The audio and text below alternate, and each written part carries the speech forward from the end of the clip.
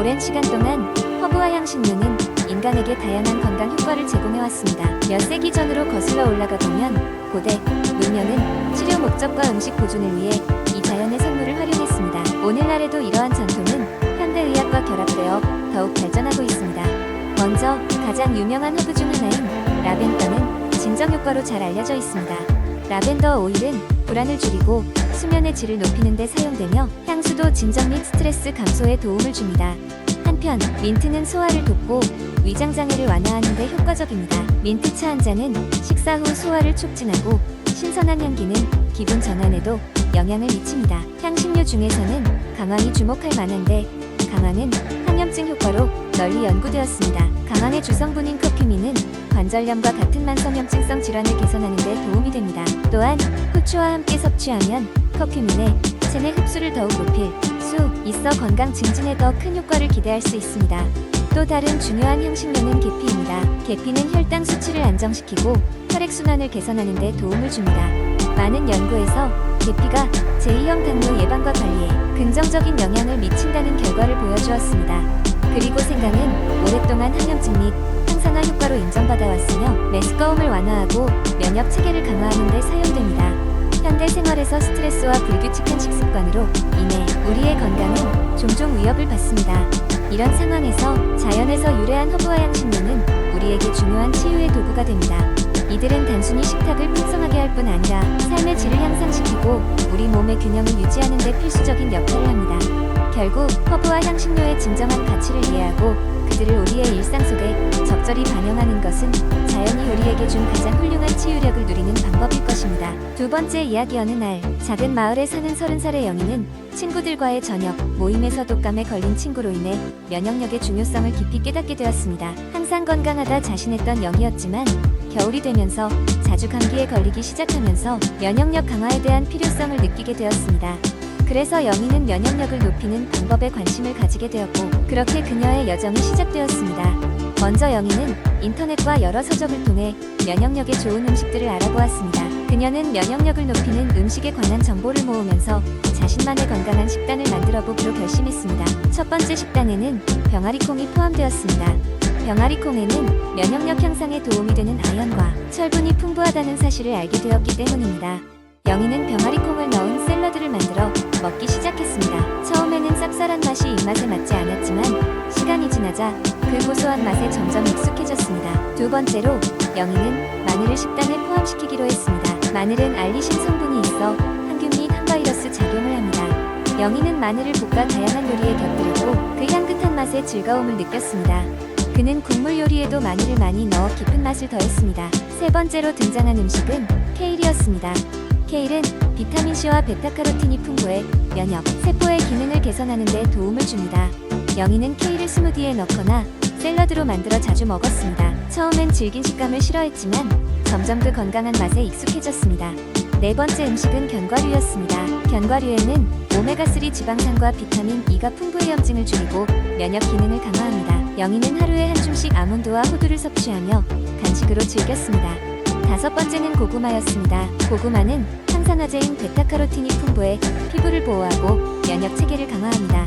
영희는 고구마를 삶아 먹거나 구워서 간식으로 만들어 먹었습니다. 그 달콤한 맛이 스트레스 또한 줄여주었습니다. 여섯 번째는 무였습니다. 무에는 섬유질이 많아 장 건강에 도움을 줍니다. 장 건강은 면역력과 직결되기 때문에 무를 다양한 형식으로 섭취했습니다. 김치를 담글 때 무를 넣거나 묵국을 끓여 자주 먹었습니다. 마지막으로 영희는 토마토를 먹기 시작했습니다.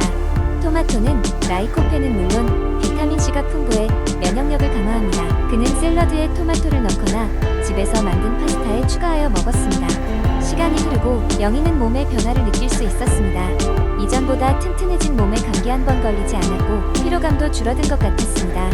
그녀는 면역력에 좋은 음식을 꾸준히 먹으면서 친구들에게도 이러한 음식들을 적극 추천하게 되었습니다.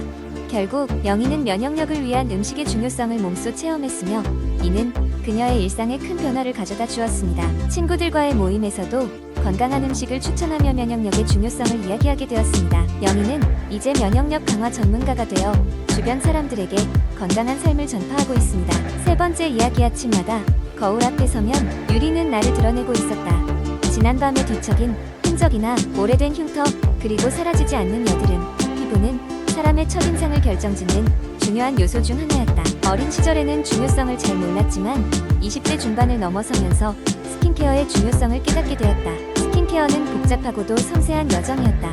그 첫걸음은 자신의 피부 타입을 아는 것이었다. 나는 처음에 자신의 피부가 건조한지, 지성인지, 복합성인지 알지 못했다. 그래서 피부과에 방문하여 전문적인 상담을 받기로 결정했다. 의사는 내게 간단한 테스트를 통해 내 피부가 기본적으로 혼합성이며 계절에 따라 상태가 많이 변한다고 설명해 주었다. 날씨가 더울 땐 지성에 가까워지고 겨울철엔 건조함이 더 심해진다고 말했다. 그 후로는 기초적인 스킨케어 단계를 배우기 시작했다. 첫 단계는 클렌징이었다. 아침에는 가벼운 젤 클렌저를 사용하고 저녁에는 화장을 깨끗이 지울 수 있는 네일 클렌저로 시작하여 봄 클렌저로 마무리했다. 이렇게 해야 하루 종일 쌓인 먼지와 고매를 깨끗이 제거할 수 있었다. 두 번째 단계는 토너였다. 토너는 피부의 pH를 조절하고 남아있는 오염물질을 추가로 제거해준다. 어느 날 친구로부터 알로에 베이스의 토너가 보습에 좋다는 이야기를 듣고 사용하기 시작했다. 피부가 한층 촉촉해지는 것이 느낌으로 전해지면서 점점 더 많은 관심을 기울이게 되었다. 세 번째는 에센스와 세럼 단계였다. 이 단계에서는 주로 피부 고민에 맞춤형 케어를 제공할 수 있었다. 나는 라이트한 히알루론산 세럼을 선택했다. 사용한 지 며칠 만에 피부가 보다 부드럽고 탄탄해짐을 느꼈다. 다음은 수분 크림이었다. 이건 하루 중 중요한 단계였다. 수분 크림을 통해 피부를 보호하고 하루 종일 수분을 유지할 수 있도록 도와준다. 피지 유분을 조절해주는 가벼운 젤 타입 수분 크림은 낮 기온이 높은 여름철에 사용하기에 적합했다. 반면 겨울철에는 좀 더 리치한 밤 타입의 수분 크림이 도움이 되었다. 마무리 단계로는 자외선 차단제 사용이 필수적이었다. 1년 내내 자외선은 피부에 큰 타격을 줄 수 있으니 자외선 차단제를 바르는 것은 몇 계절을 가리지 않고 꼭 필요한 단계였다. 바르기 쉽고 자연스럽게 흡수되는 제품을 찾아 사용하였다. 그렇게 몇 달에 걸쳐 올바른 스킨케어 루틴을 정립하고 나니 내 피부는 확실히 눈에 띄게 변화했다. 피부는 더 이상 칙칙하지 않았고 가끔씩 발생하던 여드름 또한 사라져갔다. 친구들은 내게 예전보다 더 밝아 보인다고 말해주었다. 물론 이런 변화를 인식하는 데에는 시간이 걸렸다. 스킨케어란 단순한 외모 관리가 아닌 자기 자신을 사랑하고 돌보는 방법이었다. 이러한 루틴을 통해 나는 나 자신에게 더욱 자신감을 갖게 되었고 그 결과는 결국 내 삶의 다른 영역으로 확장되었다. 모든 것은 결국 작은 변화에서 시작되고 나의 경우엔 그것이 올바른 스킨케어 루틴이었다. 네 번째 이야기한 때 면역력이라는 단어는 그리 주목받지 못했습니다. 그러나 최근 전 세계적인 팬데믹을 겪으면서 사람들은 건강을 유지하고 질병으로부터 자신을 보호하는 것이 얼마나 중요한지를 깨닫게 되었습니다. 이로 인해 면역력을 높이는 다양한 방법들이 주목을 받기 시작했고 그 중에서도 식단이 가장 간단하고 효과적인 방법으로 자리 잡았습니다. 슈퍼푸드는 면역 체계를 강화하는 데 중요한 역할을 합니다. 이러한 식품들은 항산화제와 함께 각종 비타민과 미네랄이 풍부하여 몸이 각종 병원체와 싸우는 힘을 길러줍니다. 이제 이러한 슈퍼푸드를 각각 살펴보도록 하겠습니다. 첫 번째로 소개할 슈퍼푸드는 바로 마늘입니다. 마늘은 오래전부터 치료 효과가 있는 식품으로 알려져 왔습니다. 마늘의 알리신 성분은 강력한 항균 및 항바이러스 특성을 가지고 있어 감염 예방에 도움을 줍니다. 일상의 요리에 마늘을 추가하면 쉽게 효과를 누릴 수 있습니다. 두 번째는 아사이베리입니다.